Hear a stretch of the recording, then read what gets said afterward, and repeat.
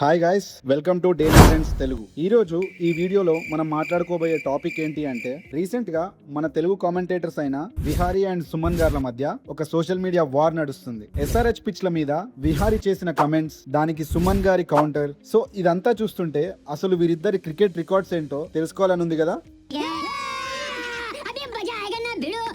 ఆ డౌట్ ని క్లారిఫై చేయడానికే ఈ వీడియో మీ ముందుకు తీసుకొచ్చా. సో లేట్ చేయకుండా వీరిద్దరి క్రికెట్ స్టాటిస్టిక్స్ చూసేద్దాం. ఫస్ట్, హనుమా విహారీ ఇండియా నుండి 16 టెస్ట్ మ్యాచెస్ ఆడి 839 రన్స్ చేశాడు. అండ్ ఫస్ట్ క్లాస్ క్రికెట్ లో 138 మ్యాచెస్ ఆడి 10,067 రన్స్ చేశాడు with an average of almost 50. And coming to T20s, ఇద్దరు ఆల్మోస్ట్ సేమ్ యావరేజ్ తోనే ఉన్నారు. And coming to IPL, Vihari 24 matches Audi 284 runs చేశాడు.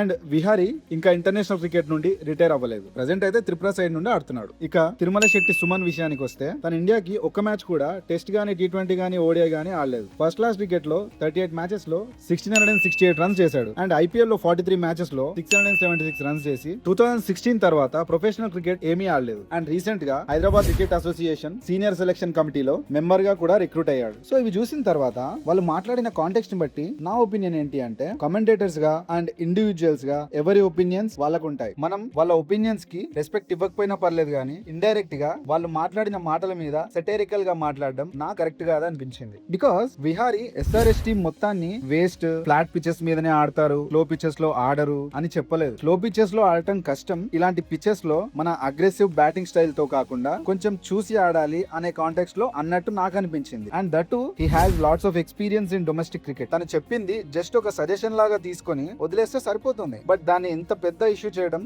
నాకంత కరెక్ట్ గా అనిపించట్లేదు. సో చూద్దాం ఈ ఇష్యూ ఇంకెక్కడి వరకు వెళ్తుందో. సో ఈ ఇష్యూ గురించి మీరేమనుకుంటున్నారో కింద కమెంట్స్ లో చెప్పండి. ఇలాంటి లేటెస్ట్ అప్డేట్స్ కోసం మన డైలీ ట్రెండ్స్ తెలుగు ఛానల్ ని సబ్స్క్రైబ్ చేసుకోండి. Thank you so much. జై హింద్.